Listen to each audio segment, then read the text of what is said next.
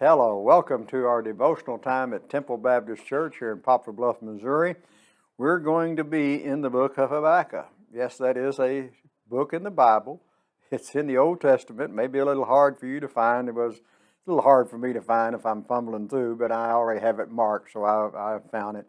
But we're going to be in chapter 3, and we're going to look at verses 17 through 19 and just see what Habakkuk has to say here to the children of Israel. And here he goes in verse 17, though the fig tree may not blossom, nor the fruit be on the vines, though the labor of the olives may fail, and the fields yield no food, though the flocks may be cut off from the fold, and there is no herd in the stall, yet I will rejoice in the Lord. I will joy in the God of my salvation. You know, if we were to allow ourselves to see our circumstances along with the events occurring in the world around us, as spinning out of control, and they seem to be, don't they? They seem to be spinning out of control, and so our eyes, if we focus on those things, are never going to focus on the much bigger picture, the bigger picture than what's going on today. It's easy for our minds to travel down the road of a path of negativity. Oh, woe is me, look at what's happening today, look at this, look at that. It's easy to own and exhibit as a pessimistic attitude.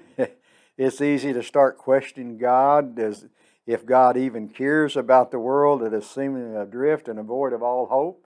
How many times have we heard people say that today, that there's just not any hope left? Look at the world. Look at the things that are happening and that. And so Habakkuk here is called by God to minister to his people in the southern kingdom of Judah 600 years prior to the birth of Jesus. Babylon was becoming a world empire, and the threat of their force was consuming the minds of the people. You know, here's this doom and gloom. That's all it is. It was time of severe unrest, barrenness, and hopelessness. There wasn't anything there. The fields were not producing the harvest. The trees were withering. The livestock barns were empty, and the people were desperate. Think about the times we're in today. Does that sound familiar? It does to me, anyhow. In the midst of all this, though, Habakkuk, the man of God, steps up to seek God. His eyes were less focused on the negative and more focused on the God who is in control. Let's remember today that God is in control. Yet I will rejoice in the Lord. I will joy in the God of my salvation. Even though all these things that we read about the trees and the barns and all that, in a world that seems hopeless and lost, rejoice. That's hard to do. God sent Jesus Christ to chase away the darkness of our life. Let us seek God. Let's look at God and realize He is still in control. No matter what man may say, no matter what you may hear on the news, God is still in control. Is He in control of your life? It's our prayer that He is. Come be a part of our services here at Temple. We meet on Sunday mornings.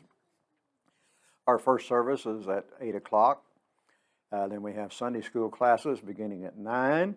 And then we have our second worship service on Sunday morning at 10. And Sunday nights we meet at 6. And Wednesday night at 7. May God bless you is our prayer.